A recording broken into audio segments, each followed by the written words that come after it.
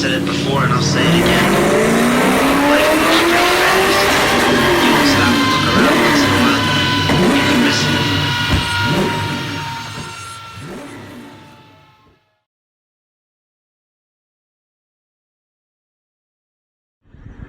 So kids, well, removing some seats with airbags, so that's important. Remove the battery, just in case, you know, airbags are quite deadly. So let's not hurt ourselves. And obviously the airbags are in the side of the seats on a Colt.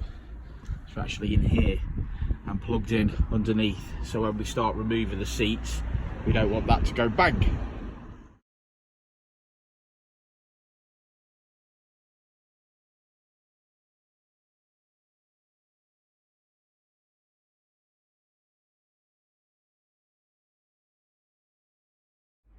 So excuse the mess, but I'm now removing this seat, and I've removed the two front bolts, which are 16s. So they're out. So now I'm moving on to the rear, and these are the rears. These have got to come out.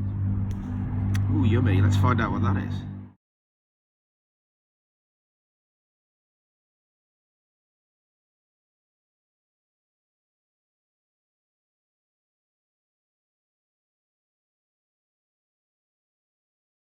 So underneath the seat we have this, which is the squib, and this activates obviously our airbag in the seat, amongst other things like your seatbelt sensor, because it can tell you that you're not obviously wearing your seatbelt, because it's got little pressure sensors.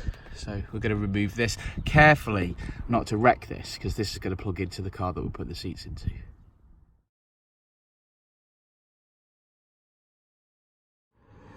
As you can see, this is actually taped up. Now, I believe that would be taped up from the factory. They do have problems, these squibs, so it's probably best when we put it all back together to put more tape on it. And there we have them unplugged. Little green tab to pull the little green tab, and then they just unplug. So that remains on the seat that we're going to transfer into the next car. And these are the cables for the original car. Yeah, okay. Well, that's seat one out, as you can see. Okay, so looking at this carpet, because carpets are a common problem on the Colt Czt and stuff. This one is in not particularly good condition either. However, it is more solid than the one that's in my car, which is a great big divot there, like someone's been driving it with high heels. So I think this one's going to last a little bit longer. So I'm going to take this piece of carpet out when I've got the seats out. I believe it's in sections. So we'll get this out and we'll replace the carpet at the same time. Ooh, pedals.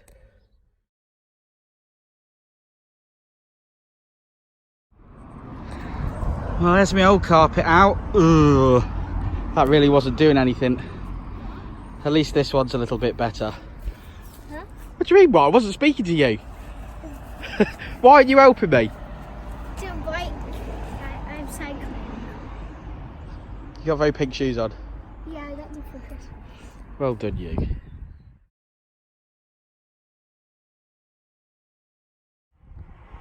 So onto rear bench. So when removing the rear seats, we've got two bolts here to remove on the front mechanism. So you pull this handle, you slide the seats all the way forward. So this is in its front position. And then at the back, sorry, there is a handle here. And you pull this handle, and that brings the whole bench forward. Let's get a better shot of that for you. So as you can see, the full bench, the rear seats is forward, and then we're going to undo this bolt here and this bolt here. I'm going to do those first because then it's disconnected, and then we're going to undo these and lift it out. Now these rear seats weigh about 50 kilos, so it's probably not best that you do it on your own, but it looks like I'm going to have to. Again, they're 16s, if anyone needed to know that.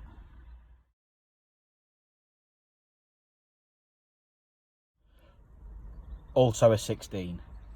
So that's 4 bolts out the rear seat, the rear bench, and that's out. As you can see, I've lifted it up. There's the mechanism. I've got power tools at work. I don't know why I do this.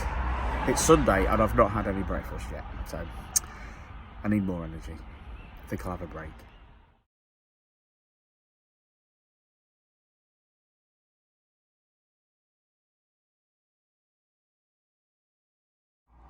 onto the final stage of actually removing the seats from my daily so that I can fit the leather, or faux leather, into this car. So here we go.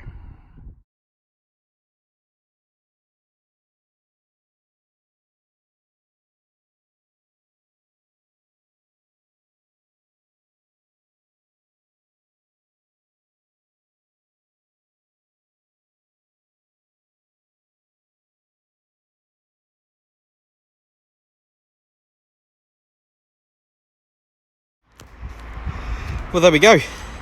We got some leather seats in. That's looking a bit better for itself. Certainly more comfier than the seat I had in. So yeah, really happy with that.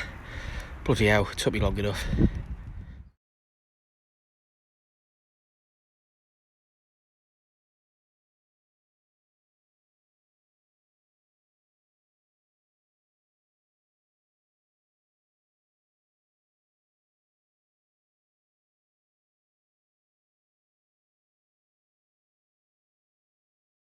Before, and I'll say it again.